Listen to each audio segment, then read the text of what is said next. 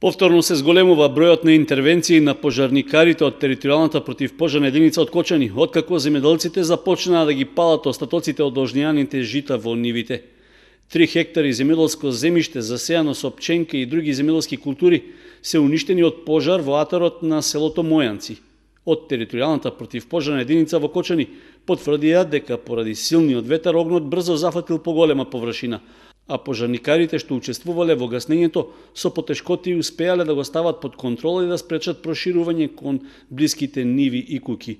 Токму во овој период од годината, вообичаена практика на земјоделците од регионот е да ги палат страништата и сувата слама во нивите, со што се загрозува општата безбедност, се загадува животната средина, а често се прави и материјална штета на туг имот.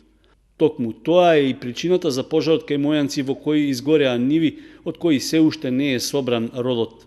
Пожарникарите ги потсетуваат несовесните граѓани на законската забрана за палење оган на отворен простор, за што се предвидени високи парични казни. Слична интервенција пред неколку дена екипи на територијалната противпожарна единица од Кочани имали и во атарот на селото Теранци, каде по проширувањето на огнот од нивите изгорел и помошен земјоделски објект. Само во текот на месец септември кочанските пожарникари имале околу 35 гаснења пожари на земјоделски површини.